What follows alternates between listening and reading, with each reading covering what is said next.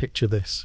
You're scrolling through TikTok at 2 a.m., complaining about how weird modern dating is, when suddenly you realize that 2,000 years ago, in ancient China, people were literally binding women's feet until the bones broke, because tiny feet were considered sexy. And that's not even the weirdest part. We're talking about a civilization that invented gunpowder, paper, and the compass, but also came up with marriage customs so bizarre they'd make reality TV producers jealous. Tonight, we're diving into the rabbit hole of ancient Chinese practices that'll make you grateful you weren't born in the Tang Dynasty.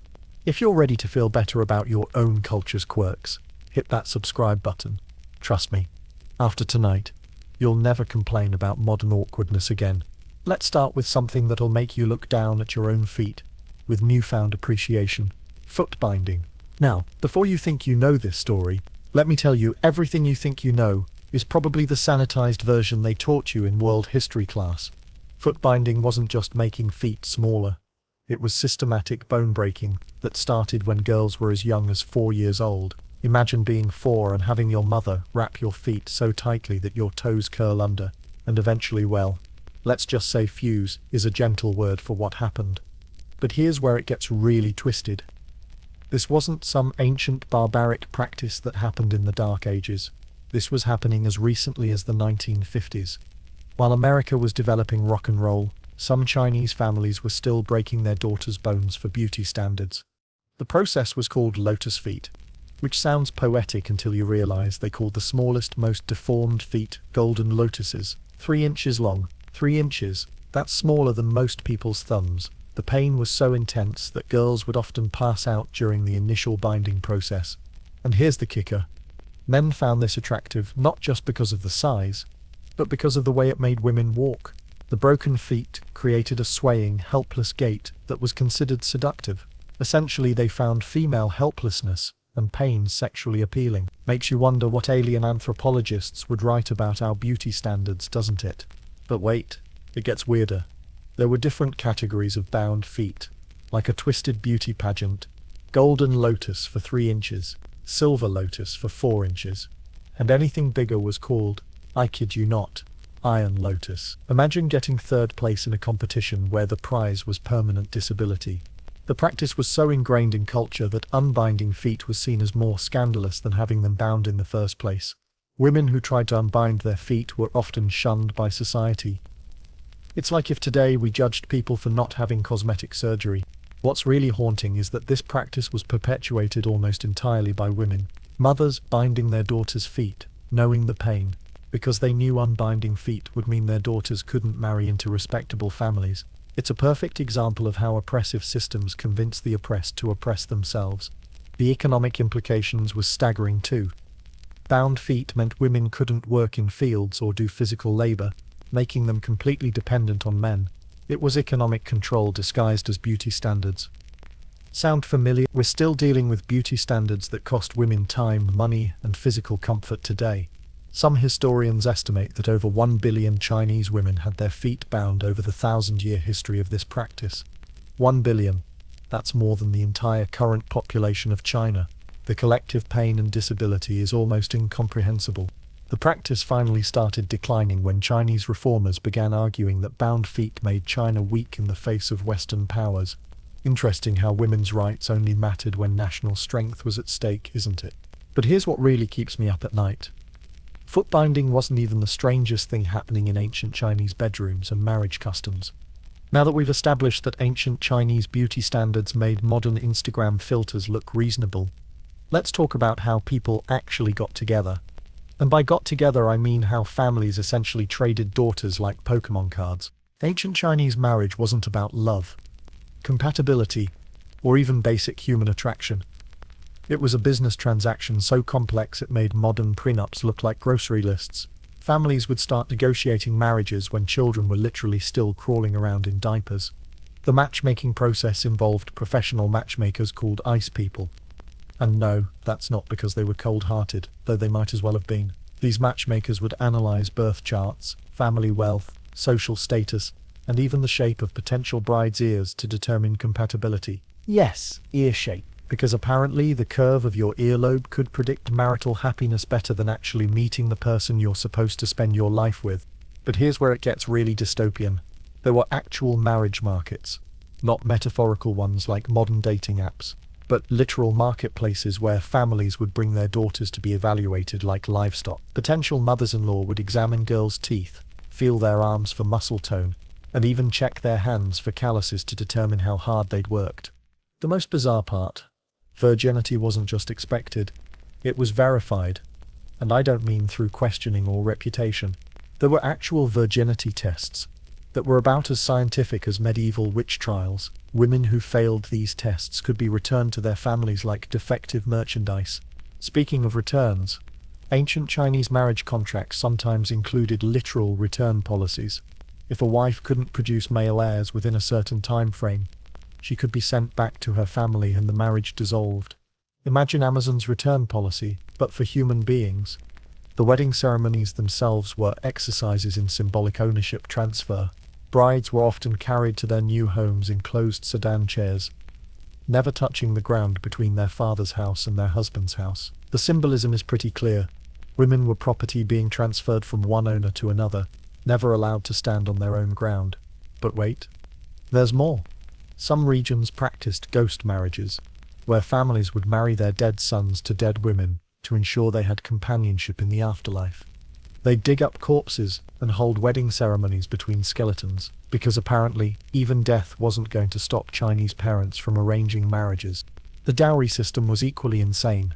Families would bankrupt themselves providing dowries for daughters, because a skimpy dowry meant their daughter would be treated poorly in her new family. It created this vicious cycle where families preferred sons, because daughters were financial disasters waiting to happen. And here's the really twisted part. Some families were so desperate to avoid dowry costs that they'd practice female infanticide. Then, when they needed daughters-in-law for their sons, they'd have to buy wives from other families. They literally created their own supply and demand problem through systematic elimination of girls.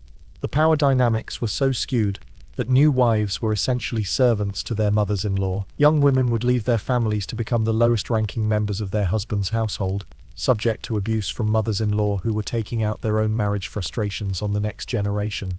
But perhaps the most mind-bending aspect was the concept of levirate marriage, where if a husband died, his wife was expected to marry his brother or closest male relative, because apparently widowhood was such a terrible fate that forced marriage to your brother-in-law was considered merciful. These weren't isolated practices or regional quirks. This was the mainstream marriage culture for centuries. Makes modern dating apps seem pretty reasonable, doesn't it? Just when you thought ancient Chinese marriage couldn't get more complicated. Enter the concubine system, a practice that made polygamy look like a simple relationship status update. This wasn't just multiple wives, this was an entire parallel economy built around sexual and reproductive services that would make modern gig work look stable. Let's be clear about what concubinage actually was. Legalized sexual slavery with a corporate hierarchy. Wealthy men didn't just have wives, they had entire harems with more organizational structure than most modern companies. There were ranks, titles, promotion systems, and even employee benefits packages.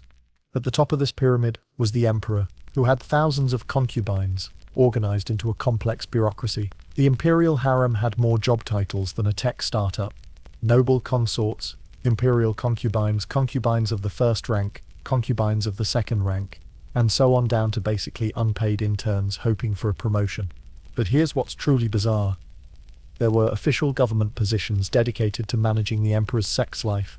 The Bureau of Imperial Concubines was a real government department, with real salaries and real bureaucrats, whose job was literally scheduling imperial bedroom visits. Imagine explaining that job at a high school reunion. The selection process for imperial concubines was like a twisted beauty pageant crossed with a military recruitment drive. Every few years, officials would travel throughout the empire collecting attractive young women for the imperial harem. Families couldn't refuse if their daughter was selected. It was considered an honor that could elevate an entire family's social status. Once selected, these women entered what can only be described as a sexual prison with benefits. They lived in luxury, but could never leave the palace. They competed against hundreds of other women for the attention of one man, knowing that pregnancy with a male heir was their only shot at real security. The hierarchy was ruthlessly enforced. Higher-ranking concubines had servants who were lower-ranking concubines. Some women spent their entire lives serving other women who were serving one man. they might meet a handful of times. It's like a pyramid scheme, but with people instead of products. Regular wealthy citizens couldn't afford imperial-level harems, but they adapted the system to their budgets. Merchants might have 3 or 4 concubines, while scholars might afford just one. It created this weird social pressure where a man's worth was measured not just by his wealth, but by how many women he could afford to keep. The economic implications were staggering. Families would sell daughters into concubinage to wealthy families, creating a literal market for women. There were brokers, negotiated prices, and even rental agreements for temporary concubines. Some women were essentially timeshare arrangements. But here's where it gets really dark. Concubines had no legal rights. They could be sold, traded, or given away as gifts. Wealthy men would literally gift concubines to each other like expensive watches. Thanks for the business deal. Here's a human being for your enjoyment. The psychological toll on these women was immense, but rarely documented because, well, their feelings weren't considered important enough to record. Most concubines never saw their families again after being sold or selected. They existed in a liminal space, not quite slaves, not quite wives, with no clear legal protections.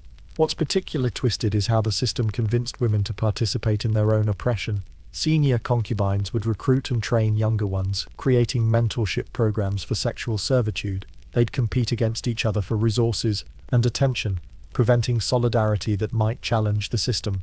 The concubine system also created weird legal loopholes around inheritance. Children born to concubines had different rights than children born to wives. Some wealthy men had dozens of children with various legal statuses, creating complex family hierarchies that lawyers would spend generations sorting out.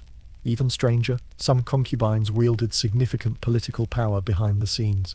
A few became de facto rulers of China through their influence over emperors. It's like if the entire government was run through pillow talk and bedroom politics.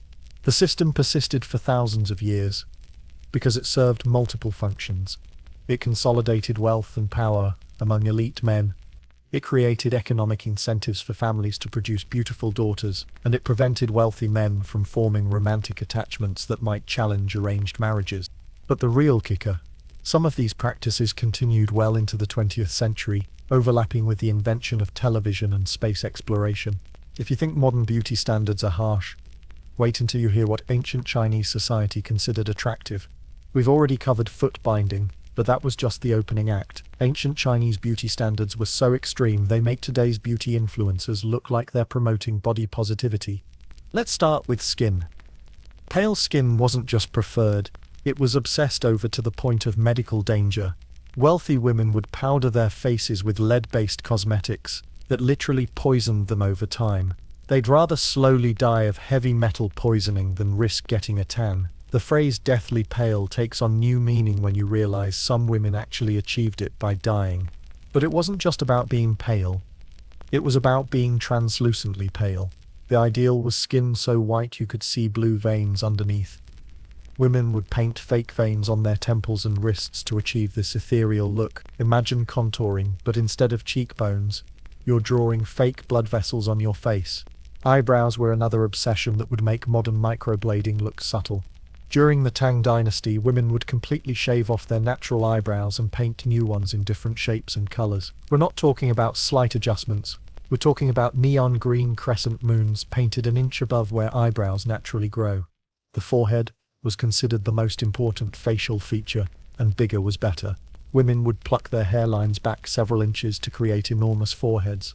Some would shave their hair back so far they looked like they were perpetually surprised. The ideal forehead was so large you could project movies on it. Lip trends were equally bizarre. During some dynasties, tiny lips were fashionable, so women would paint their lips to look smaller than they actually were. During others, the trend was for lips painted in perfect geometric shapes. Hearts, bows, even square imagined kiss marks. But they looked like architectural blueprints. Teeth blackening was another beauty practice that would horrify modern dentists. Married women in some regions would blacken their teeth with iron filings and vinegar because white teeth were considered childish and unseductive. They literally chose to look like they had rotting teeth because it was sophisticated. Body shape ideals changed depending on the dynasty, but they were always extreme. During some periods, women wore clothing designed to make them look pregnant even when they weren't. because fertility was considered the height of attractiveness. During others, the ideal was to look so thin and fragile that you might blow away in a strong wind. Nail length became a status symbol that reached absurd proportions. Wealthy women would grow their nails so long they couldn't use their hands for anything practical. Some nails reached over a foot long and required special protective covers. It was a way of showing you were so wealthy you didn't need to do manual labor or anything at all, really. The most disturbing trend might have been artificial beauty marks. Not cute little dots. We're talking about elaborate designs carved into the skin and filled with colored powders. Some women would have their faces scarred in decorative patterns that were considered fashionable. It's like tattoos, but with more infections and less artistic skill. Perfume wasn't just about smelling nice. It was about smelling like specific flowers depending on your social status. Certain scents were reserved for nobility, and wearing the wrong perfume could literally get you executed for impersonating someone above your station. Imagine getting the death penalty for wearing the wrong fragrance. Hair ornaments reached architectural proportions. Wealthy women wore elaborate hairdresses with so many decorative elements they needed servants to help them hold their heads up. Some hair arrangements required structural engineering and took hours to construct. They were basically wearing small buildings on their heads. The beauty routine of a wealthy woman could take 6 to 8 hours daily. Teams of servants would spend all morning applying makeup, styling hair, and arranging clothing. It was a full-time job just to look acceptable by society's standards. What's really mind-bending is that many of these beauty standards were specifically designed to make women helpless. Long nails, bound feet, elaborate clothing, and heavy makeup all ensured that women couldn't move freely or perform any practical tasks. Beauty wasn't just aesthetic, it was a form of control. The irony is that many of these beautiful practices made women objectively less healthy and less capable. The most beautiful woman was essentially a decorative object who couldn't walk properly, couldn't use her hands, was slowly being poisoned by her makeup, and spent most of her day getting dressed. And yet, women participated in these practices because the alternative, being considered unattractive, meant social and economic death. It's a perfect example of how beauty standards can become a prison that people voluntarily enter because the world outside is even more hostile. Ancient Chinese medicine had some genuinely brilliant innovations. Acupuncture, herbal remedies, and surgical techniques that were centuries ahead of their time. But for every stroke of medical genius, there were a dozen practices, so bizarre they'd get you arrested for medical malpractice today. Let's start with diagnostic techniques that would make WebMD look scientifically rigorous. Ancient Chinese doctors believed they could diagnose illnesses by examining a patient's earwax consistency, the sound their stomach made when tapped, and the way their shadow fell at different times of day. They had elaborate charts correlating earwax color with internal organ health. Imagine going to the doctor and having them dig around in your ears with a tiny spoon to determine if you have liver problems. Pulse diagnosis was taken to obsessive extremes. Doctors claimed they could feel dozens of different pulse types, each indicating specific ailments. They had names like floating pulse, slippery pulse, and choppy pulse. Some doctors claimed they could diagnose pregnancy by feeling a pulse that resembled pearls rolling in a dish. The human pulse apparently contained more information than a modern MRI scan. But the real nightmare fuel was their approach to surgery. Anesthesia, as we know it, didn't exist, so they developed creative alternatives. Some surgeons would have patients drink massive amounts of alcohol until they passed out. Others used pressure points to supposedly render patients unconscious, though unconscious often just meant too paralyzed to scream effectively. Surgical tools were often repurposed household items. Kitchen knives, sewing needles, and even sharpened bamboo were considered acceptable surgical instruments. Sterilization involved holding tools over open flames for a few seconds, when they bothered with sterilization at all. The concept of internal anatomy was impressionistic. Many doctors had never seen inside a human body, so they worked from theoretical models based on animal dissections and pure speculation. They believed the heart had 7 chambers, the liver had multiple lobes that corresponded to emotions, and the kidneys were somehow connected to courage. Surgery was basically expensive guesswork performed with kitchen utensils. Bloodletting reached artistic levels of complexity. Instead of just cutting veins, Chinese practitioners developed elaborate bleeding protocols based on lunar cycles, seasonal changes, and the patient's birth year. They'd calculate precisely how much blood to remove based on astrological charts. Some patients died from blood loss before their original illness had a chance to kill them. Herbal medicine sounds reasonable until you learn what they considered herbs. Treatments included ground pearls, powdered rhinoceros horn, and something called dragon bones, which were actually fossilized animal remains. The more exotic and expensive the ingredient, the more effective it was believed to be. Wealthy patients were literally eating geological specimens as medicine. One of the stranger practices was urine therapy. Not just drinking your own urine, but analyzing it in ways that would impress a chemistry lab. Doctors would taste patients' urine to diagnose diabetes, examine its color under different lighting conditions, and even study how it attracted or repelled various insects. Some specialists could allegedly diagnose dozens of conditions just by urine analysis. They were basically human pregnancy tests with medical degrees. Pediatric medicine was particularly horrifying. Sick children were often treated with miniature versions of adult procedures, tiny bloodlettings, infant acupuncture, and herbal treatments that were basically poisoning scaled down for smaller bodies. The survival rate for childhood illnesses was dismal, but doctors blamed treatment failures on parental moral deficiencies rather than their medical methods. Mental illness was treated through exorcism, starvation, and physical restraint. Doctors believed mental problems were caused by evil spirits, moral failures, or dietary imbalances. Treatment involved lengthy fasting periods, being tied up until the spirits left, and ingesting hallucinogenic herbs that probably made the original problems much worse. Obstetrics and gynecology were handled entirely by male doctors, who weren't allowed to actually examine their patients directly. They diagnosed pregnancy complications by studying the woman's pulse, while she sat behind a screen. Childbirth assistants involved giving orders to midwives who were doing the actual work while the doctor maintained his professional distance in another room. The most bizarre surgical specialty was probably bone setting, which was exactly what it sounds like. Broken bones were realigned through brute force and held in place with bamboo splints and rice paste. No painkillers, no proper immobilization, just pure determination and hope that bones would heal in approximately the right position. What's really disturbing is how confident these doctors were in their methods. They wrote extensive treatises on their techniques, trained apprentices, and charged substantial fees for treatments that were essentially elaborate torture sessions.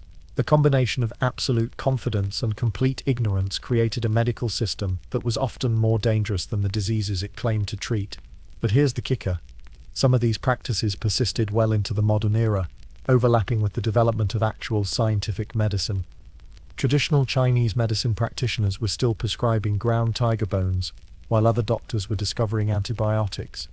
If you thought ancient Chinese attitudes toward life were complicated, wait until you see what they did with death.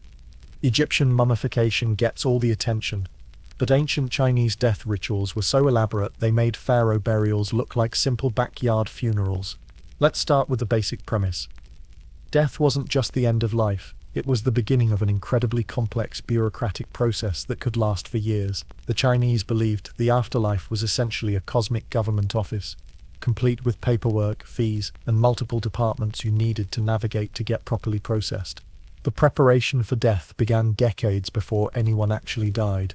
Wealthy families would commission elaborate tombs that were essentially underground palaces, complete with kitchens, bedrooms, and servants' quarters. Some tombs were so large they had their own postal addresses. They weren't just burying people, they were relocating them to subterranean mansions. But here's where it gets really weird. They didn't just bury the deceased with gold and jewelry, they buried them with entire miniature worlds.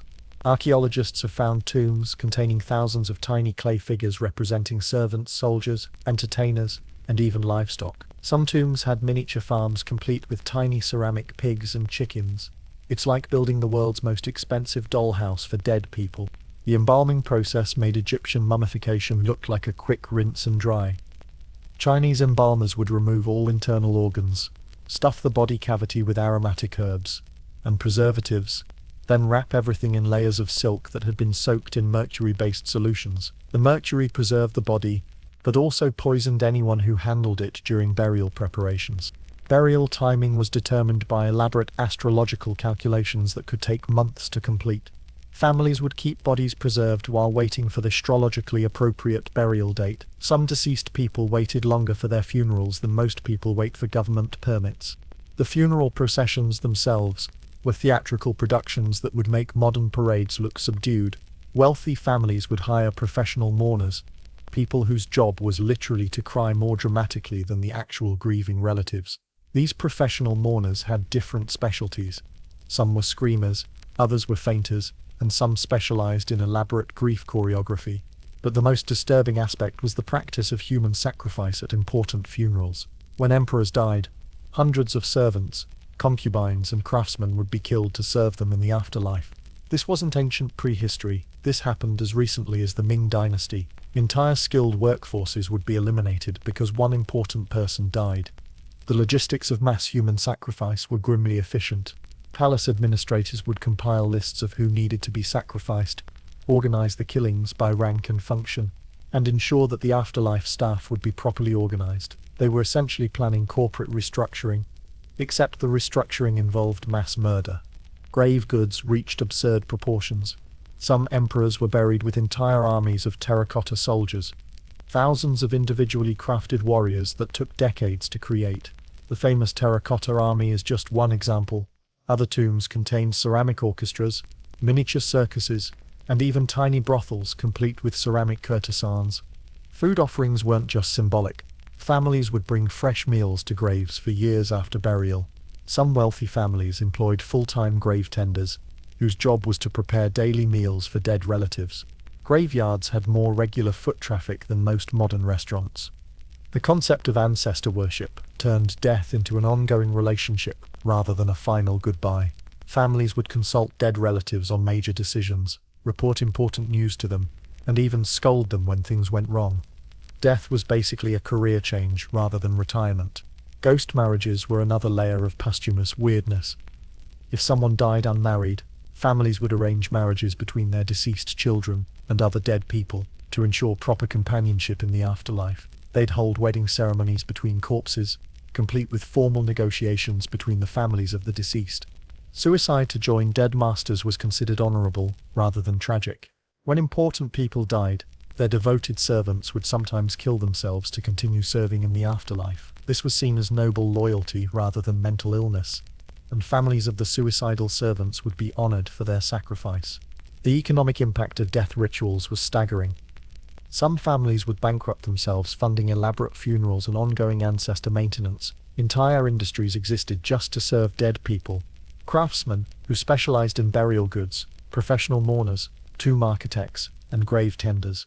What's really mind-bending is how death became more expensive and complicated than life. Poor families would go into debt for generations trying to afford proper funerals for their relatives. Death was essentially a luxury industry that everyone was required to participate in. The paperwork involved in dying was literally bureaucratic. Families had to file official reports about deaths, obtain permits for burial locations, and maintain documentation for ongoing ancestor worship. Death certificates were just the beginning of a paper trail that could last centuries. These practices created a society where dead people had more elaborate living arrangements than most living people, and where dying properly required more planning and resources than most modern weddings. Ancient Chinese cuisine included some genuinely brilliant culinary innovations that are still celebrated today. But for every delicate dumpling and perfectly balanced stir-fry, there were dining customs so bizarre they'd make Fear Factor contestants nauseous. Let's start with banquet etiquette that was more complex than modern diplomatic protocol. Wealthy families would host meals with hundreds of courses, but the actual eating was secondary to an elaborate performance of social hierarchy. Guests couldn't just sit down and eat. They had to navigate a minefield of rules about who could touch which dishes, in what order, using which utensils, and while performing specific ritual gestures. The seating arrangements alone required advanced degrees in social mathematics. Your position at the table communicated your exact social rank relative to every other guest. Being seated in the wrong spot wasn't just embarrassing, it could start feuds that lasted generations. Families employed professional banquet planners, whose entire job was calculating the social geometry of dinner parties. But here's where it gets really weird. Many banquet dishes weren't meant to be eaten. They were edible sculptures designed to display wealth and artistic sophistication. Chefs would spend weeks creating elaborate food art that guests would admire and then leave untouched. Meanwhile, servants would bring out the actual food that people were allowed to eat. It's like Instagram food culture, but with more social consequences for poor presentation. The most expensive delicacies were chosen specifically because they were difficult, dangerous, or disgusting to obtain. Bird's nest soup wasn't just tasty, it was prestigious, because harvesting bird nests from cliff faces was life-threatening work. The danger and difficulty were part of the appeal. Wealthy people were essentially eating other people's risk of death. Some ingredients were valued specifically because they were poisonous. Fugu, poisonous blowfish. Preparation was an art form that could kill you if the chef made a mistake. Eating potentially lethal food was a way of displaying both wealth, you could afford expert preparation, and courage, you were willing to risk death for a meal. It's like Russian roulette, but with dinner courses. Medicinal cuisine took the concept of food as medicine to hallucinogenic extremes. Wealthy diners would consume elaborate meals designed to enhance sexual performance, extend lifespan, or achieve spiritual enlightenment. Some of these medicinal banquets included psychoactive ingredients that would make the entire dining experience a group drug trip disguised as dinner. The preparation methods for some delicacies were so cruel, they'd violate every modern animal welfare law. Some dishes required animals to be prepared while still alive to ensure freshness. Others involved elaborate torture methods that were believed to improve flavor through stress hormones. The suffering was considered part of the recipe. Dining implements reached absurd levels of complexity. Wealthy families owned hundreds of specialized utensils for different types of food, different courses, and different social occasions. Using the wrong spoon could be more socially devastating than wearing the wrong outfit. Some banquets require diners to change utensils between every course, like a cutlery costume party. Tea ceremony evolved into a theatrical performance that could last hours. The preparation, serving, and consumption of tea involved dozens of precise steps that had to be performed in exact sequence. A single mistake in tea ceremony could ruin an entire business negotiation or marriage arrangement. They were literally negotiating international treaties over proper leaf steeping techniques. Alcohol consumption was governed by elaborate protocols that turned drinking into a competitive sport. Business deals were sealed through drinking contests where the ability to maintain dignity while intoxicated was considered a crucial professional skill. Some merchants would spend years training their alcohol tolerance specifically for business banquets. Food storage and preservation involved techniques that would horrify modern health inspectors. Wealthy families would age certain foods for decades in underground cellars, creating flavors that were either transcendent or toxic, depending on storage conditions. Some preserved delicacies were passed down through generations like family heirlooms, except they were potentially lethal heirlooms you could eat. The concept of face extended to food in ways that bankrupted families. Hosts were expected to provide more food than guests could possibly consume, leading to massive waste that was considered a display of generosity. The more food you threw away, the more successful your banquet was considered. Landfills were essentially monuments to social insecurity. Regional food taboos created a complex web of dietary restrictions that made modern food allergies look simple. Certain foods could only be eaten by specific social classes during particular seasons, while facing the correct cardinal direction. Violating food taboos wasn't just rude, it could be considered a form of social insurgency. What's particularly twisted is how food became a weapon of social control. The wealthy would invite social inferiors to banquets, specifically to humiliate them through their ignorance of proper dining etiquette. These courtesy invitations were actually elaborate hazing rituals designed to reinforce social hierarchies. The amount of human labor required for a single wealthy family's meal was staggering. Some banquets required dozens of cooks, servers, and entertainers working for days to prepare a single evening's entertainment. The carbon footprint of ancient Chinese fine dining would make modern climate activists weep. But perhaps the most disturbing aspect was how starvation coexisted with these elaborate food displays. Families would spend fortunes on single meals, while their own servants barely had enough to eat. The contrast between abundance and scarcity existed within the same household, sometimes within the same room. Ancient Chinese religious practices combined elements that would make modern spiritual seekers either deeply enlightened or completely insane, and sometimes it's hard to tell which. We're talking about a spiritual landscape where Buddhism, Taoism, and folk religion blended into something that resembled organized chaos more than organized religion. Let's start with ancestor worship, which wasn't just honoring dead relatives. It was maintaining active business relationships with deceased family members. Families would consult dead ancestors on everything from marriage decisions to crop rotation schedules. The dead weren't just honored. They were treated like invisible consultants who happened to live in graveyards. The logistics of ancestor worship were more complex than modern customer service systems. Different ancestors specialized in different types of advice. Great-grandfather might handle financial decisions while great-grandmother managed health issues. Families maintained detailed records of which dead relative to consult for which problems, creating spiritual org charts that spanned centuries. But here's where it gets really weird. Ancestors could be promoted or demoted based on their posthumous performance. If consulting a dead uncle consistently led to bad advice, his spiritual ranking could be reduced and his shrine downgraded. Dead people could literally get performance reviews and lose their afterlife benefits package. Temple economics would make modern megachurch fundraising look restrained. Wealthy families would compete to build the most elaborate temples, not just for spiritual merit, but for social status. Some temple construction projects lasted decades and involved entire communities working for free to achieve religious brownie points. It was like crowdfunding, but with eternal salvation as the rewards tier. Religious festivals reached carnival-like proportions that would exhaust modern event planners. Some celebrations lasted for weeks and required entire towns to participate in elaborate rituals involving costumes, special foods, and choreographed ceremonies. The Dragon Boat Festival wasn't just a day off work. It was a community-wide production that took months to organize. Meditation practices were taken to extremes that would concern modern wellness coaches. Some monks would meditate for days without moving, eating, or drinking, pursuing enlightenment through what was essentially voluntary dehydration. Others would meditate in caves for years, emerging only occasionally to verify that civilization still existed. The concept of karma was interpreted as a cosmic accounting system that tracked every action with supernatural precision. People would perform elaborate good deeds, specifically calculated to offset past transgressions, treating morality like a spiritual credit score that needed constant maintenance. Some individuals spent entire lifetimes trying to balance their karmic books. Feng Shui evolved from interior decorating into environmental engineering that required understanding geology, astronomy, and psychology. Wealthy families would hire Feng Shui masters to design entire cities around proper energy flow, creating urban planning based on mystical principles rather than practical considerations like sewage systems or transportation needs. Religious dietary restrictions were so complex they made modern food allergies look simple.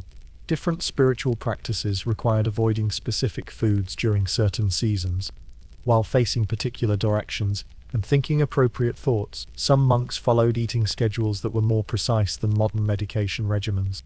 Pilgrimage culture turned religious devotion into extreme sports. Some pilgrims would crawl hundreds of miles to reach sacred sites, while others would prostrate themselves flat on the ground for every step of their journey. These weren't weekend spiritual retreats. They were years-long endurance challenges that would challenge modern ultramarathon athletes. The integration of magic and medicine created healing practices that combined genuine therapeutic techniques with elaborate superstitions. Healers would prescribe herbs while also performing exorcisms, creating treatment plans that addressed both physical symptoms and spiritual imbalances. Some patients got better despite their treatment rather than because of it. Religious art and architecture reached obsessive levels of detail that would bankrupt modern construction budgets. Temple builders would spend decades carving individual stones, creating buildings that were essentially three-dimensional prayers constructed through generational labor. The craftsmanship was incredible, but the human cost was staggering. What's really mind-bending is how multiple religious systems operated simultaneously within the same communities. Families would practice Buddhism for spiritual development, Taoism for health and longevity, and Confucianism for social ethics, switching between belief systems depending on their current needs. It was like having multiple spiritual operating systems running on the same hardware. Religious education involved memorizing texts that were longer than modern novels, understanding philosophical concepts that would challenge graduate students, and performing rituals that required athletic coordination. Becoming a religious scholar was more demanding than most modern professional training programs.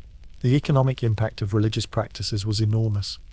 Some families would spend more on religious ceremonies than on housing, education, or healthcare. Religious devotion wasn't just spiritual. It was a major economic sector that employed thousands of people in various spiritual service industries. But perhaps the most fascinating aspect was how religious practices adapted to political changes.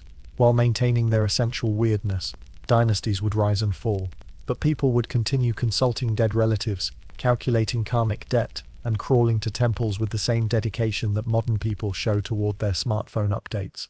Ancient Chinese legal systems operated on principles so bizarre they'd make modern lawyers quit their jobs and become farmers. We're talking about a justice system where the punishment often had nothing to do with the crime, where torture was considered a reliable investigation technique, and where your social status determined not just your sentence but whether you got a trial at all.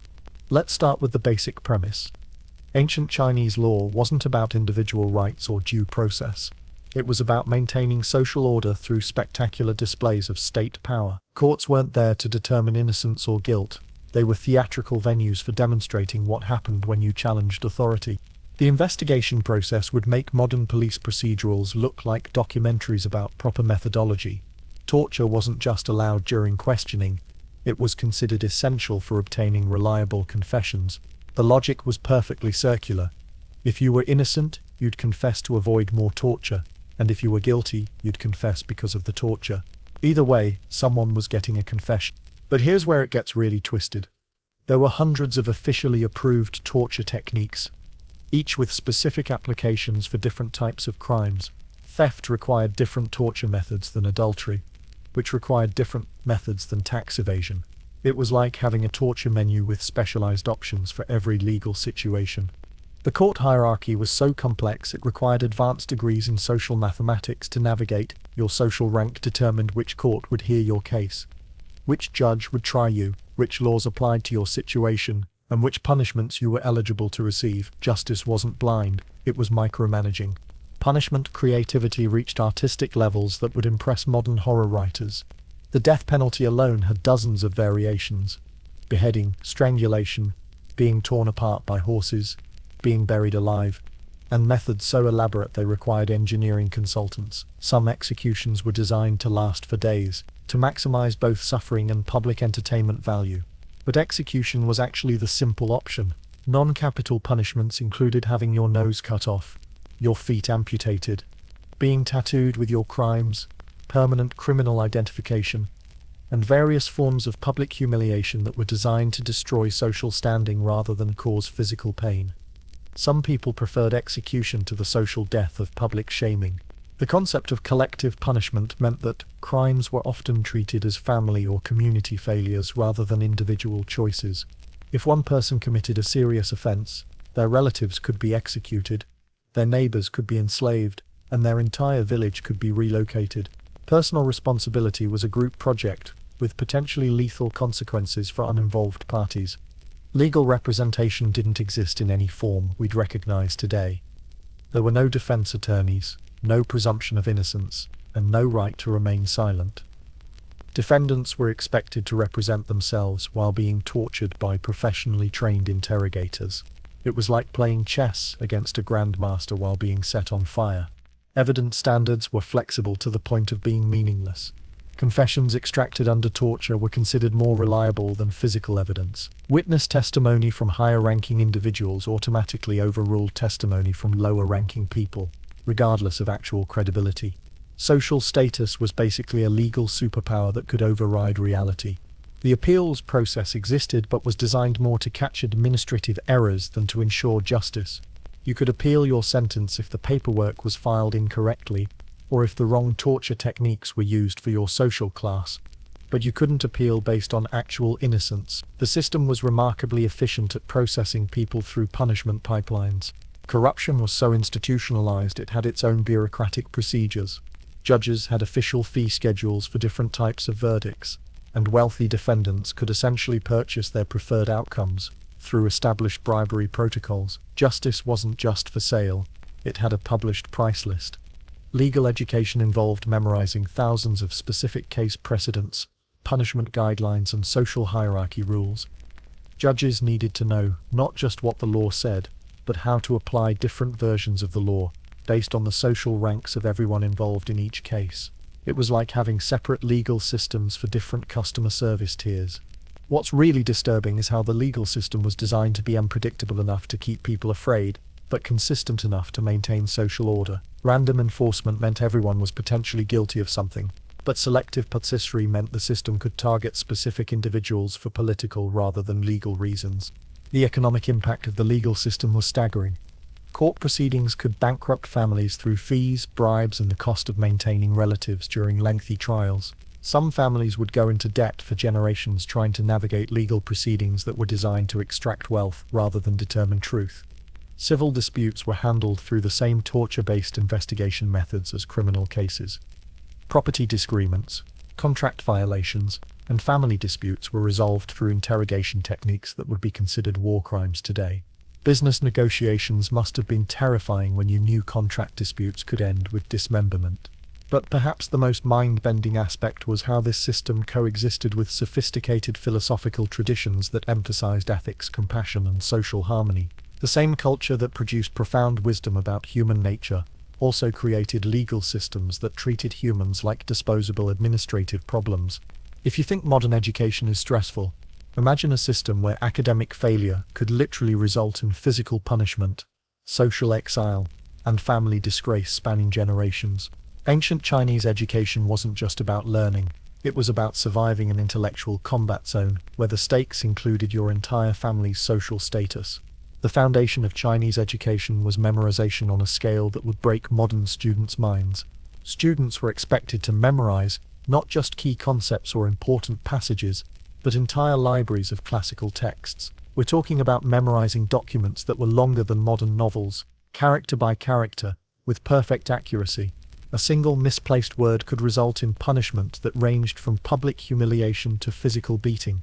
The imperial examination system was essentially a nationwide academic Hunger Games that could lift families from poverty to prosperity, or destroy them entirely. These exams weren't just tests. They were multi-day intellectual endurance challenges that tested candidates on poetry, philosophy, history, law, and administrative skills. The failure rate was over 99%, and many candidates spent their entire lives studying for exams they'd never pass. But here's where it gets really twisted.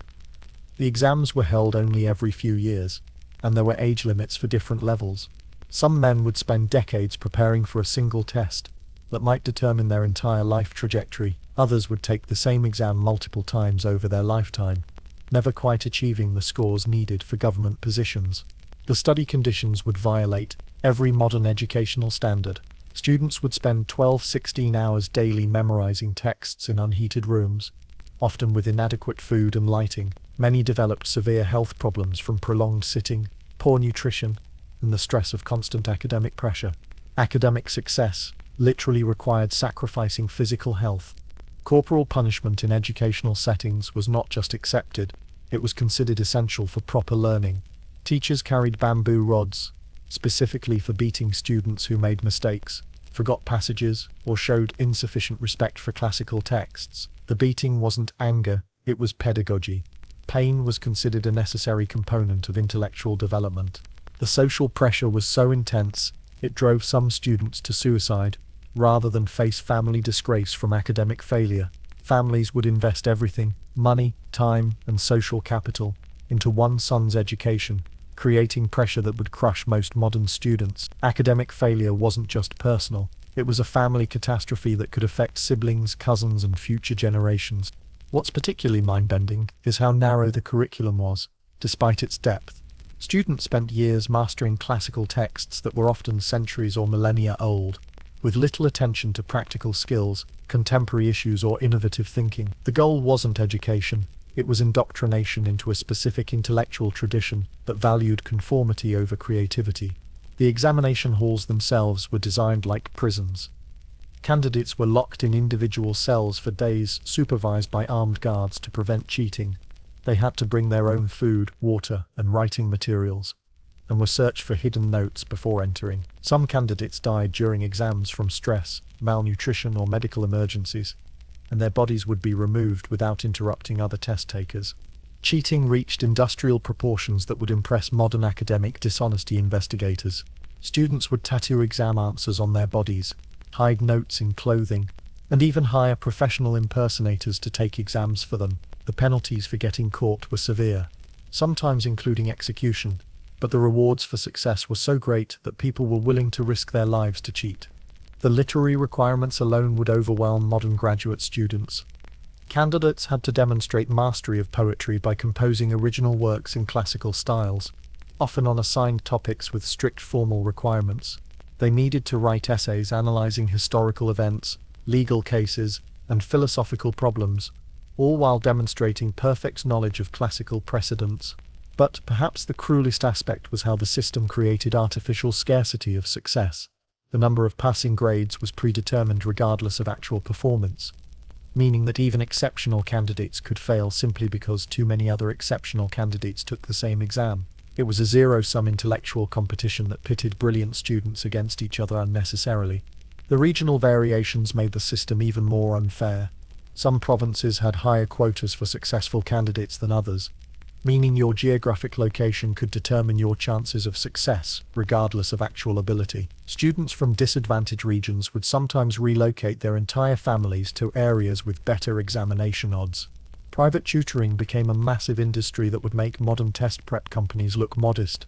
Wealthy families would hire teams of specialized tutors for different subjects, creating educational advantages that made academic competition fundamentally unfair. Some tutors became celebrities whose endorsement could significantly improve a student's chances of success. What's really disturbing is how this system persisted for over 1,000 years, producing generations of highly educated administrators, while simultaneously crushing countless intelligent individuals who couldn't navigate its arbitrary requirements. It was incredibly effective at creating governmental bureaucracy while being incredibly wasteful of human intellectual potential. The psychological toll on students and families was enormous, but rarely documented because academic criticism of the educational system was itself grounds for punishment. Students learned not just classical texts but also learned to never question the methods used to teach them, creating intellectual conformity that stifled innovation for centuries. Ancient Chinese entertainment wasn't just about having fun. It was about displaying wealth, reinforcing social hierarchies, and occasionally watching people die for public amusement. Modern reality television looks wholesome compared to some of the spectacles that wealthy Chinese families organized for their leisure time. Let's start with opera, which sounds civilized until you realize that performances could last for days and included storylines so complex they required study guides.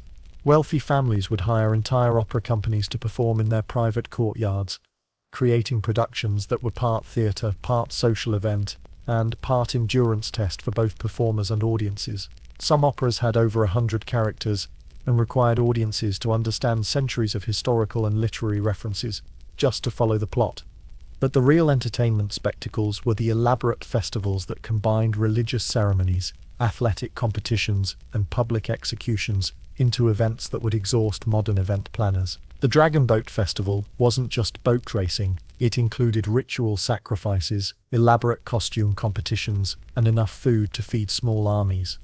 Some festivals required months of preparation and involved entire cities participating in coordinated celebrations. Gambling reached proportions that would make modern casino operators take notes. Wealthy families would organize gambling parties that lasted for weeks, with stakes that included land, servants, and family members. Some gamblers would literally bet their wives and children on card games, creating a form of entertainment that could destroy families in a single evening. The games themselves were often more complex than modern poker, requiring mathematical skills and psychological manipulation that would challenge professional players. Hunting expeditions were organized like military campaigns, complete with hundreds of participants, elaborate camping arrangements, and enough logistics coordination to supply small armies. But these weren't just about killing animals. They were about displaying organizational power and social dominance. Some hunting parties would spend more on a single expedition than most modern people earn in a lifetime. The most disturbing form of entertainment was probably the elaborate execution spectacles that were designed as public entertainment rather than just punishment. Wealthy families would host execution parties where creative methods of killing criminals were treated as artistic performances. The suffering wasn't incidental, it was the main attraction. They were essentially snuff films performed live for aristocratic audiences. Animal fighting reached industrial proportions that would horrify modern animal rights activists. Not just cockfighting or dogfighting, but elaborate staged battles between exotic animals that were imported from across Asia. Some wealthy families maintained private menageries specifically for organizing animal combat spectacles, treating creature suffering as a form of interactive entertainment. Musical performances required orchestras, so large they resembled small armies. Some wealthy families employed hundreds of musicians who would perform compositions that lasted for hours and required acoustic engineering to ensure sound carried properly across enormous courtyards. The musical complexity was impressive, but the human resources dedicated to entertaining small groups of wealthy people were staggering.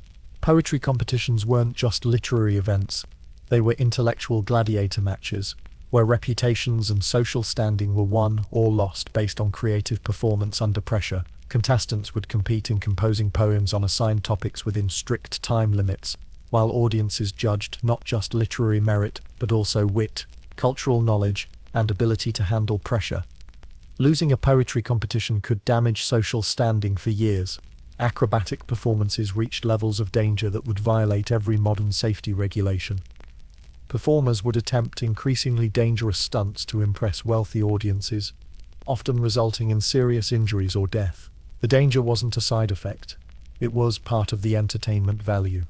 Audiences paid premium prices specifically to watch people risk their lives for amusement. Storytelling evolved into marathon performances that would challenge modern attention spans. Professional storytellers would narrate epic tales over multiple sessions, sometimes taking weeks to complete a single story. Audiences would return night after night to follow complex narratives that were part entertainment, part education, and part social bonding experience. The most elaborate entertainment was probably the imperial court performances that combined theatre, music, dance, and political ceremony into spectacles that could last for months. These weren't just shows, they were displays of state power designed to overwhelm visitors with the emperor's wealth and organizational capabilities. Some court entertainments required years of preparation and involved thousands of performers. What's particularly twisted is how entertainment became a form of social warfare. Wealthy families would compete to host the most elaborate and expensive entertainments, not just for enjoyment, but to demonstrate superior wealth and social standing. Entertainment expenses could bankrupt families who felt pressure to keep up with their social peers' increasingly extravagant displays. The seasonal entertainment calendar was so packed with festivals, competitions, and celebrations that wealthy families essentially lived in a constant state of party planning. Some households employed full-time entertainment coordinators whose job was managing the social calendar and ensuring proper participation in community festivities. But perhaps the most mind-bending aspect was how much human labor and resources were dedicated to amusing relatively small groups of wealthy people. Entire industries existed solely to provide entertainment for the upper classes. While the majority of the population worked to support these elaborate leisure activities, they'd never be allowed to enjoy themselves. The contrast between elaborate entertainment for the wealthy and the subsistence existence of most people created a society where spectacular fun coexisted with widespread hardship, often within the same communities and sometimes within the same households. Ancient Chinese fashion wasn't just about looking good. It was about communicating your exact social rank, marital status, age, and regional origin through a complex visual code that was more precise than modern military uniforms. Getting dressed wasn't a personal choice. It was putting on a social billboard that announced your entire identity to anyone who understood the system. Let's start with the basic premise. Every piece of clothing had meaning. The color of your robes indicated your government rank or social class. The number of decorative elements showed your wealth. The style of your sleeves communicated your marital status. Even the way you tied your belt sent social signals that could affect how people treated you. It was like wearing a resume, credit report, and dating profile all at once. Silk production reached obsessive proportions that would make modern fashion houses look casual. Some robes required silk threads so fine that a single garment took years to weave. The most expensive fabrics were made from silk that had been processed through dozens of steps, each requiring specialized skills that were closely guarded trade secrets. Wealthy families would own clothing that represented more labor hours than most modern cars. But here's where it gets really weird. Fashion seasons weren't based on weather or aesthetic preferences.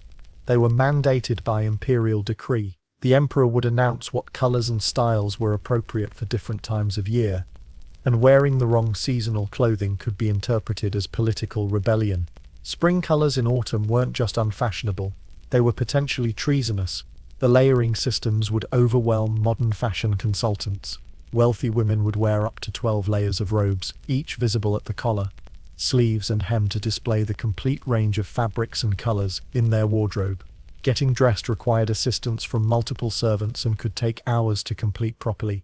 Some outfits were so heavy that wearing them was essentially a form of exercise. Footwear reached architectural proportions that would challenge modern structural engineers. Some shoes had platforms so high they required balance training to walk safely. Others were decorated with precious metals and gems that made each step literally worth more than most people's annual income. Wealthy people weren't just wearing shoes, they were wearing portable treasure chests on their feet. Hair ornaments evolved into elaborate sculptures that required engineering consultants to construct safely. Some hairstyles included decorative elements made from gold, jade, and precious stones arranged in patterns that took hours to assemble and required multiple people to install properly. Women's heads were basically carrying small museums of decorative art. The social pressure to maintain proper fashion was so intense, it bankrupted families who couldn't afford to keep up with style changes. Fashion wasn't optional, it was mandatory for anyone who wanted to maintain social standing.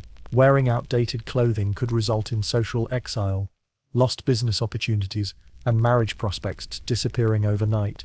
Sumptuary laws regulated who could wear what, based on social rank, creating a fashion police state where wearing clothing above your station was illegal.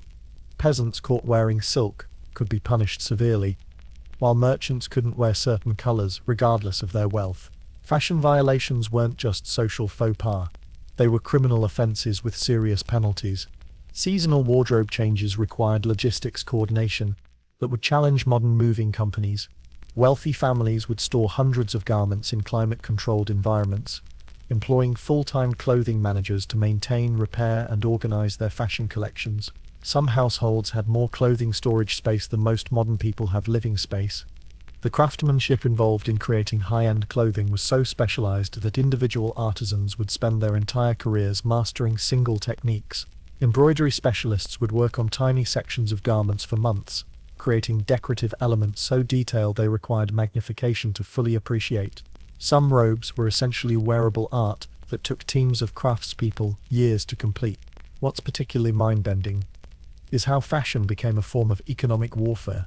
Wealthy families would compete to commission the most elaborate and expensive clothing, not just for personal enjoyment, but to demonstrate superior financial resources. Fashion expenses could represent significant percentages of family wealth, making clothing purchases major financial decisions. The regional variations created fashion dialects that were as complex as spoken languages. Clothing styles from different provinces communicated not just geographic origin, but also cultural allegiances and political sympathies. Wearing clothing styles from the wrong region could be interpreted as political statements with potentially dangerous consequences. Fabric dyes reached levels of complexity that would impress modern chemists. Some colors required rare ingredients imported from across Asia, making certain shades literally worth more than gold by weight. The most prestigious colors required dye processes so complex that they were closely guarded state secrets, creating fashion monopolies controlled by imperial workshops. Clothing maintenance was a full-time occupation for teams of specialists. Wealthy families employed dedicated servants whose only job was cleaning, repairing, and storing clothing collections. Some garments were so delicate they could only be worn once before requiring extensive restoration, making fashion consumption literally unsustainable. But perhaps the most disturbing aspect was how fashion became a prison that restricted physical movement and practical activities. The most fashionable clothing made it impossible to walk quickly, use your hands effectively, or perform any practical tasks. Fashion wasn't just about appearance, it was about demonstrating that you were so wealthy you didn't need to do anything practical. The psychological pressure of constant fashion surveillance created anxiety that would challenge modern social media users. Everyone was constantly evaluating everyone else's clothing choices, creating a society where getting dressed was a daily performance that could affect your social and economic opportunities for years. Ancient Chinese architecture wasn't just about creating functional buildings, it was about demonstrating mastery over natural forces, displaying imperial power, and occasionally building structures so elaborate they collapsed under their own ambition. We're talking about construction projects that would make modern engineering firms refuse the contracts. Let's start with the basic premise. Chinese architects believed buildings should harmonize with natural energy flows, while simultaneously demonstrating human dominance over nature. This philosophical contradiction led to construction projects that were both environmentally sensitive and environmentally devastating, often within the same structure. The Forbidden City wasn't just a palace. It was a city-sized statement about imperial power that required moving entire mountains to create proper feng shui alignment. The construction involved over 1 million workers, laboring for decades to create a complex that was essentially a three-dimensional representation of cosmic order. They weren't just building a residence, they were constructing a physical model of the universe with the emperor at its center. But here's where it gets really insane. Some imperial construction projects were deliberately designed to be impossible to complete, ensuring that entire regions would remain employed in perpetual construction. The labor requirements were so enormous that provinces would be economically dependent on imperial building projects, creating architectural job security through impossible engineering challenges. Pagoda construction reached heights that would make modern skyscraper architects nervous. Some pagodas were built so tall they swayed visibly in strong winds, creating structures that were essentially earthquake-vulnerable towers built without modern engineering knowledge. The construction techniques relied more on prayer and hope than structural analysis, resulting in buildings that defied both physics and common sense. Underground construction projects were even more ambitious and dangerous. Some tomb complexes extended for miles underground, complete with drainage systems, ventilation networks, and booby traps designed to kill intruders. These weren't just burial sites, they were subterranean cities built for dead people, complete with infrastructure that would challenge modern urban planners. The Great Wall wasn't just a defensive barrier, it was a construction project so massive it literally reshaped the geography of northern China. The human cost was staggering. Historians estimate that over 1 million workers died during various phases of construction. Some sections were built using mortar mixed with human blood and bones from workers who died during construction, making the wall literally built from human sacrifice. Bridge construction involved engineering solutions that were simultaneously brilliant and terrifying. Some bridges were held together entirely through tension and compression without any adhesive materials, relying on precise stone cutting and mathematical calculations that would impress modern engineers. Others were basically elaborate death traps that killed people regularly, but were considered acceptable losses for architectural achievement. Garden design reached levels of complexity that would overwhelm modern landscape architects. Wealthy families would create miniature artificial ecosystems complete with artificial mountains, diverted rivers, and controlled microclimates. Some gardens required teams of full-time maintenance workers to sustain artificial environments that were essentially outdoor museums of landscaping excess. The most ambitious projects involved literally moving rivers and mountains to improve feng shui alignment. Emperors would order entire waterways redirected and hills leveled to create proper energy flow for their palaces. These weren't minor landscaping projects, they were geographical restructuring campaigns that affected entire regions' ecology and agriculture. Temple construction often involved building techniques that were deliberately impossible to replicate, ensuring that each temple was unique and irreplaceable. Master craftsmen would develop construction methods specifically for single projects, creating architectural techniques that died with their creators. Some temples were essentially one-off engineering experiments built at massive scale. What's particularly mind-bending is how construction projects became forms of political punishment and population control. Entire populations could be relocated to provide labor for imperial building projects, effectively using architecture as a tool for social engineering. Construction wasn't just about buildings, it was about demonstrating state power through massive human mobilization. The timber requirements for major construction projects devastated entire forests. Some palaces required specific types of wood that could only be harvested from trees that had grown for centuries, leading to deforestation that affected regional climate and agriculture. Architecture became an environmental disaster disguised as cultural achievement. Decorative elements reached obsessive levels of detail that would bankrupt modern construction budgets.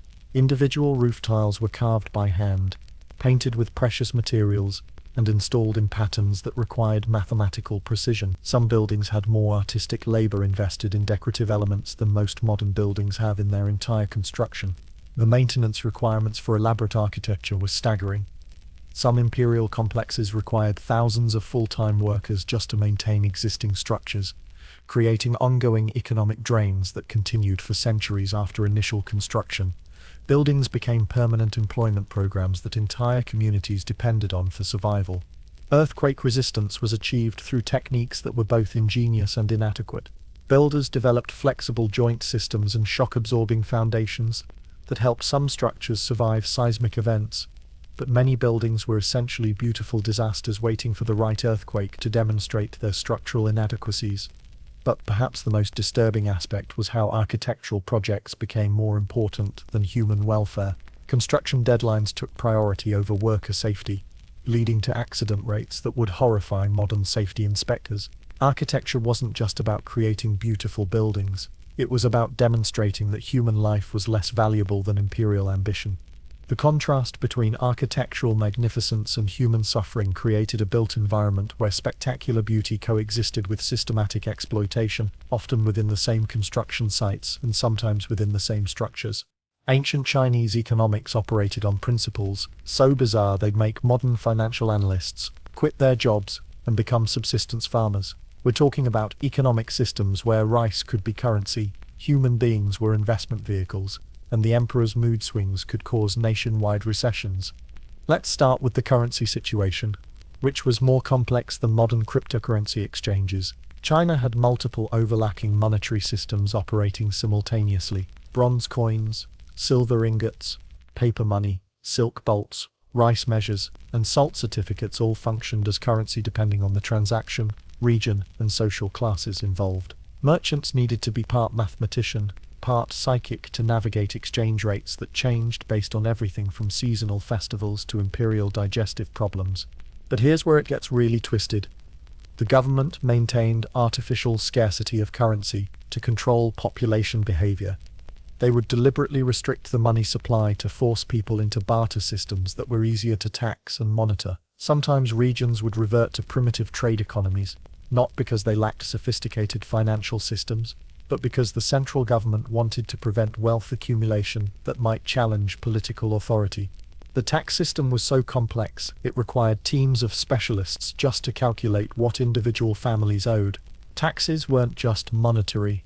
They included labor service, military service, material goods, and sometimes daughters for imperial harems. Some families would spend more time calculating their tax obligations than actually earning the money to pay them. It was like filing tax returns that could include surrendering your children. Labor economics treated human beings as interchangeable industrial components that could be relocated, reassigned, or eliminated based on imperial construction projects. Entire populations would be moved across the country to provide workforce for government initiatives, creating economic disruption that would make modern mass layoffs look like minor inconveniences. People weren't workers, they were human resources in the most literal and disturbing sense. Agricultural economics created boom and bust cycles that would make modern commodity traders dizzy. The government would mandate crop types and farming methods based on political rather than economic considerations, leading to agricultural disasters when imperial preferences conflicted with environmental reality. Some regions were forced to grow crops that couldn't survive local climate conditions because bureaucrats in distant capitals made farming decisions based on theoretical rather than practical knowledge. Trade guilds operated as economic cartels that controlled entire industries through practices that would violate every modern antitrust law. Guild membership was often hereditary, creating economic castes that prevented social mobility and innovation. Some trades were so tightly controlled that practicing certain crafts without proper guild membership was punishable by death, making career change a potentially lethal decision. The salt monopoly was probably the most economically destructive single policy in human history. Salt was essential for food preservation and human health, but the government controlled all salt production and distribution, creating artificial scarcity of a biological necessity. Families would go into debt for generations trying to afford basic dietary requirements, while government salt warehouses stockpiled supplies to maintain monopoly pricing. Banking systems were simultaneously sophisticated and completely unregulated.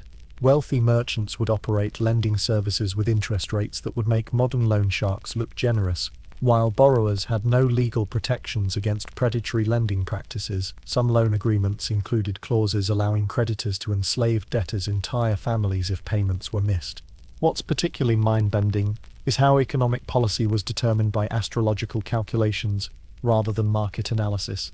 Imperial advisors would make major financial decisions based on celestial observations, seasonal festivals, and interpretation of natural omens. The economy was essentially run by fortune tellers with government jobs, creating fiscal policy that changed based on lunar cycles and bird flight patterns. Price controls were implemented through methods that would horrify modern economists. The government would set official prices for essential goods, then enforce these prices through execution of merchants who charged more than legally mandated amounts. Market forces were regulated through terrorism rather than economic incentives, creating artificial stability maintained through systematic violence. International trade involved diplomatic protocols, so complex they made modern trade negotiations look like casual conversations. Merchants couldn't just buy and sell goods across borders. They had to navigate tribute systems, diplomatic relationships, and cultural protocols that could take years to complete single transactions. Some international business deals required approval from multiple governments and religious authorities. Inheritance laws created economic absurdities that would confuse modern estate planners. Wealth could be divided among dozens of heirs according to complex formulas based on birth order, gender, legitimacy, and astrological compatibility. Some inheritances were so fragmented that individual heirs would receive portions too small to be economically useful, while estate administration costs exceeded the actual inheritance value. The most bizarre aspect was probably how economic status could change instantly based on imperial whims. Wealthy merchant families could be reduced to poverty overnight if they accidentally violated constantly changing court protocols, while poor families could be elevated to nobility through single acts of imperial favor. Economic planning was essentially impossible when your financial status could be transformed by political accidents. Urban planning created economic zones that were more complex than modern tax codes. Different city districts had different currency systems, tax rates, and commercial regulations, making cities essentially collections of separate economic experiments operating within walking distance of each other. Merchants needed different business licenses to operate in different neighborhoods of the same city. But perhaps the most disturbing aspect was how economic systems were designed to prevent wealth accumulation among non-elite populations. Policies were specifically crafted to ensure that prosperity remained concentrated among politically connected families, creating economic mobility barriers that were essentially insurmountable for most people. The contrast between economic sophistication among the wealthy and economic oppression of everyone else created a system where brilliant financial innovations coexisted with systematic economic exploitation, often within the same markets and sometimes within the same transactions. Ancient Chinese military culture combined genuine strategic brilliance with battlefield practices so brutal they'd make modern war crimes tribunals work overtime. We're talking about armies that perfected psychological warfare through methods that would be considered terrorism today, while simultaneously developing military technologies that were centuries ahead of their time. Let's start with recruitment, which wasn't voluntary service. It was systematic human conscription that treated peasant families like military supply depots. Villages were required to provide specific quotas of soldiers based on population, meaning families would literally draw lots to determine which sons would be sacrificed to military service. Being drafted wasn't just dangerous, it was essentially a death sentence disguised as civic duty. But here's where it gets really twisted. Military training involved practices designed to eliminate empathy and individual identity. Recruits would be forced to execute prisoners, torture captives, and perform acts of brutality specifically to desensitize them to violence. The goal wasn't just military effectiveness. It was creating human weapons who could commit atrocities without psychological resistance. Battle tactics reached levels of creativity that would impress modern special forces while horrifying human rights observers. Chinese generals developed warfare strategies that included poisoning enemy water supplies, spreading diseases through biological warfare, and using psychological torture to break enemy morale before actual fighting began. Some battles were won through horror rather than military superiority. The logistics of moving ancient Chinese armies were more complex than modern military operations. Some campaigns involved hundreds of thousands of soldiers plus support personnel, requiring supply chains that stretched across entire continents. The organizational skills were impressive, but the human cost was staggering. Entire regions would be stripped of food and resources to support military campaigns that might last for years. Siege warfare evolved into engineering spectacles that combined brilliant innovation with systematic cruelty. Chinese military engineers developed siege weapons that could launch projectiles for miles, dig tunnels under enemy fortifications, and create artificial floods to destroy enemy cities, but they also developed methods for prolonging sieges to maximize civilian suffering, using starvation and disease as military weapons. What's particularly disturbing is how military success was measured not just by territorial conquest, but by the creativity of brutality inflicted on defeated enemies. Successful generals were expected to demonstrate their effectiveness through elaborate execution methods, public torture displays, and systematic destruction of enemy civilian populations. Military promotion required demonstrated skill at organized sadism. Prisoner treatment violated every principle of modern military ethics. Captives weren't just killed, they were subjected to elaborate torture sessions designed to extract information, break morale, and provide entertainment for victorious troops. Some military campaigns became essentially mobile torture festivals that moved across the landscape, destroying communities through systematic cruelty. Military technology development focused as much on psychological impact as practical effectiveness. Weapons were designed to create maximum terror among enemy forces, crossbows that could penetrate multiple enemies, explosive devices that created spectacular destruction, and firearms that produced deafening noise, designed to break enemy formations through fear rather than just firepower. The command structure created accountability systems that would make modern military lawyers nervous.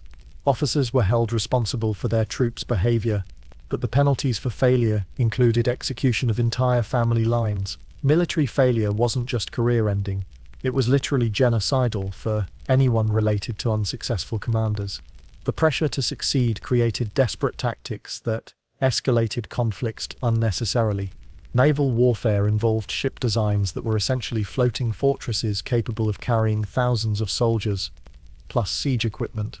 Some Chinese naval expeditions included fleets with hundreds of massive ships, creating naval operations that dwarfed most modern military campaigns. The organizational complexity was staggering, but the environmental and human costs were equally massive. Military justice systems operated through methods that would violate every modern military code. Discipline was maintained through collective punishment systems where entire units could be executed for individual soldiers' failures. Military law wasn't about individual accountability. It was about maintaining order through systematic terrorism directed at the army's own forces. What's really mind-bending is how military innovations that genuinely advanced human knowledge coexisted with battlefield practices that represented the absolute worst of human behavior. The same military culture that developed gunpowder, advanced metallurgy, and sophisticated logistics also created systematic methods for maximizing human suffering on industrial scales.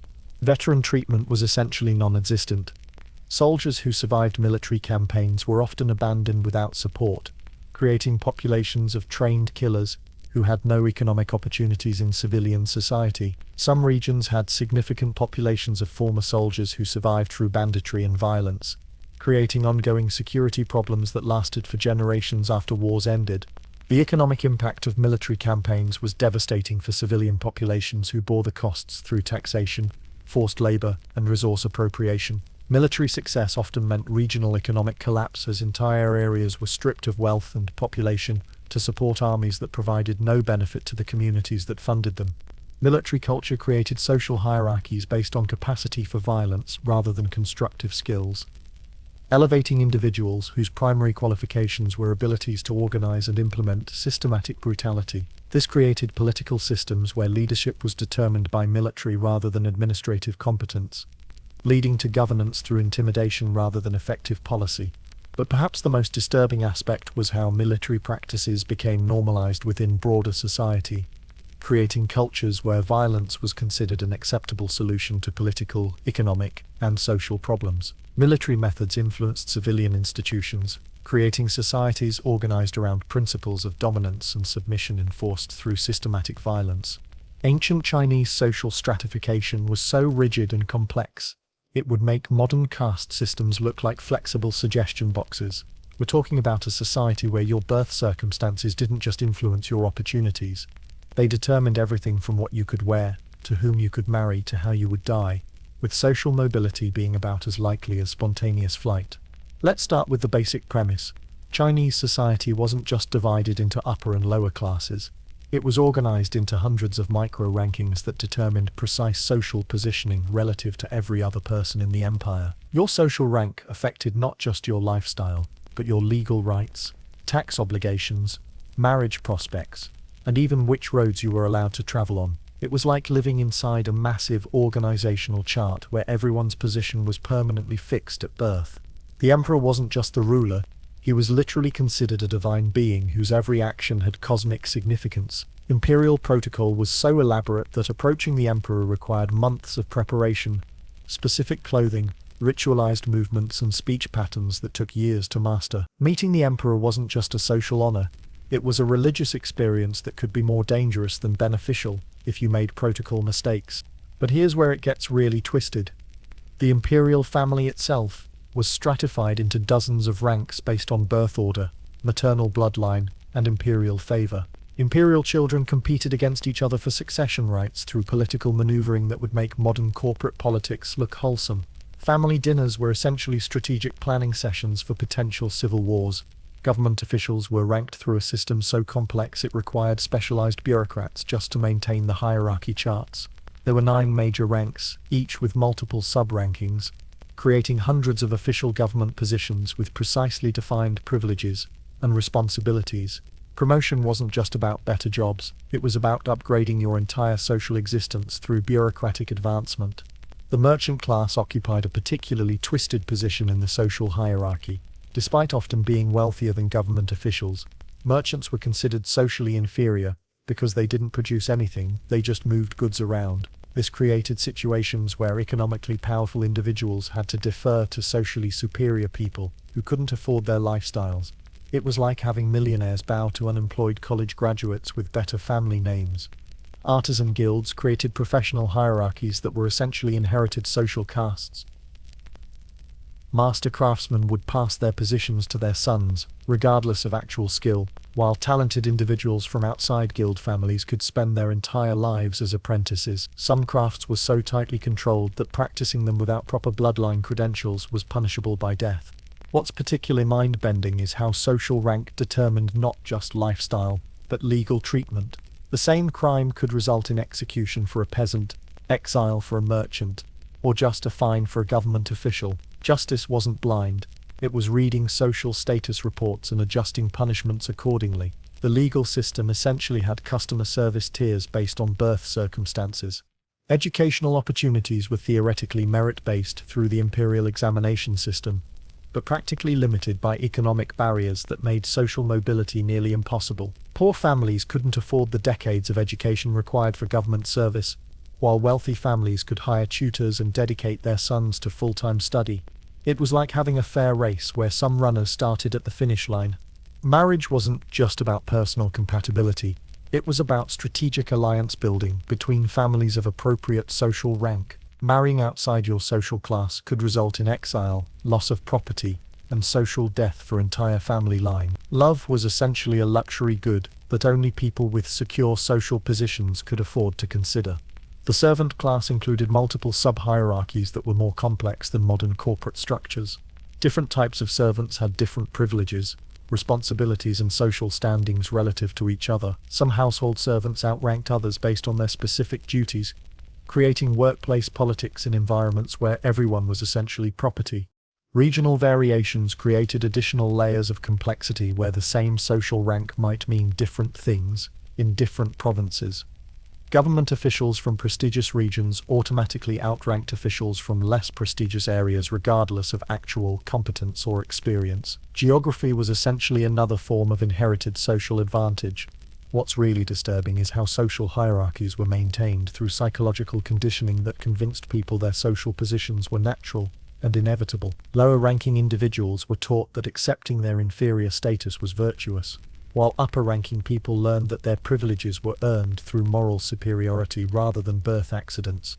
The economic implications of rigid social stratification were staggering. Entire industries existed solely to serve upper-class lifestyle requirements, while potentially productive individuals were prevented from contributing to economic development because their social rank didn't permit certain types of work. Human resources were systematically wasted to maintain artificial social distinctions. Social mobility when it occurred, was often more destructive than beneficial for individuals and families who couldn't navigate their new social positions. Newly wealthy merchants would bankrupt themselves trying to adopt aristocratic lifestyles, while government officials who lost their positions often ended up worse off than people who had never risen in rank at all. But perhaps the most insidious aspect was how social hierarchies created psychological divisions that prevented solidarity among people who shared common interests. Peasants competed against each other for slightly higher rankings, rather than organizing against the system that oppressed them all, while middle-ranking officials focused on achieving upper-class status rather than improving conditions for people below them. The contrast between social complexity and human dignity created a system where incredible organizational sophistication coexisted with systematic dehumanization, producing societies that were remarkably efficient at maintaining inequality while being remarkably inefficient at promoting human welfare. So here we are, after diving deep into the rabbit hole of ancient Chinese practices that make modern life look like a peaceful meditation retreat. We've explored foot binding that made beauty literally painful, marriage markets that treated human beings like livestock, and social hierarchies so complex they required professional consultation just to figure out who you were allowed to talk to. But here's what keeps me awake at night, and what should probably keep you awake too. None of this was considered weird at the time. These weren't fringe practices or extremist behaviors. This was mainstream culture for one of the world's most advanced civilizations, practiced by millions of people over thousands of years. What we've just explored wasn't ancient insanity, it was ancient normalcy. The really uncomfortable question is, what are we doing today that future historians will describe with the same bewildered horror we've been feeling for the past few hours? In 1,000 years, what aspects of our current normal will seem as bizarre as foot binding or human sacrifice? Are we the reasonable ones looking back at crazy ancestors, or are we just the latest chapter in humanity's ongoing experiment with beautiful madness? Think about it. Ancient Chinese society created incredible art, literature, philosophy, and technology, while simultaneously normalizing practices that we now consider horrifically cruel. They built architectural wonders that still inspire awe, while treating human beings as disposable construction materials. They developed sophisticated economic systems while creating artificial scarcity that caused mass suffering. The cognitive dissonance is staggering. The same culture that gave us paper, gunpowder, and the compass also gave us systematic torture as legal procedure. The civilization that created poetry so beautiful it still moves people to tears also created beauty standards so cruel they literally broke children's bones. How do you reconcile that level of contradiction within the same society?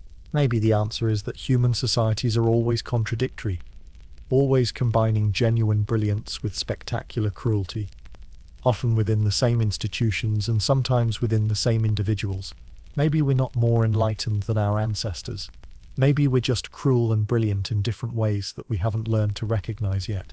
Or maybe, and this is the really disturbing possibility, maybe human progress isn't linear. Maybe societies don't gradually become more humane over time. Maybe they just shift their cruelties around, find new ways to justify suffering, and convince themselves that their particular form of madness is actually wisdom. The ancient Chinese practices we've explored weren't primitive barbarism that evolved into modern civilization. They were sophisticated systems created by intelligent people who genuinely believed they were building better societies. They had reasons, justifications, and philosophical frameworks supporting everything they did. They weren't stupid, they were human. And that's what makes this all so unsettling. If intelligent, well-intentioned people could normalize foot binding, human sacrifice, and systematic torture, what are intelligent, well-intentioned people normalizing today? What systems are we participating in that cause unnecessary suffering simply because they're so embedded in our culture that we can't see them clearly? The real lesson from ancient Chinese civilization isn't that they were uniquely cruel or unusually bizarre. The lesson is that human societies can normalize almost anything if it serves the interests of powerful people and gets packaged with convincing cultural narratives. Beauty, tradition, social order, and moral virtue can be used to justify almost any level of human suffering. But there's also something oddly comforting in recognizing our shared human capacity for both creation and destruction. The people who bound feet also created porcelain that still takes our breath away. The societies that practiced human sacrifice also developed medical techniques that saved lives. The cultures that treated women as property also produced female poets whose words still inspire people centuries later.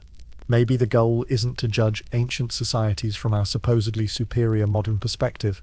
Maybe the goal is to recognize that every human culture is a mixed bag of genuine wisdom and spectacular foolishness, and our job is to try to maximize the wisdom while minimizing the foolishness, knowing that future generations will probably judge our efforts as harshly as we've been judging ancient China.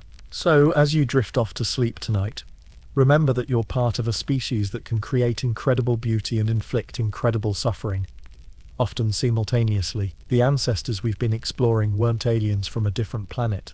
They were humans just like us, doing their best to make sense of existence while often making spectacular mistakes in the process. Sweet dreams, and remember, in 1,000 years, someone might be creating a bedtime history podcast about the bizarre practices of early 21st century civilization. Let's hope they're more amused than horrified by what they find. If this journey through history's beautiful madness helped you fall asleep, or kept you wide awake questioning everything, you know what to do. Subscribe for more stories that'll make you grateful for your boring modern life. Until next time, sleep well, and dream weird.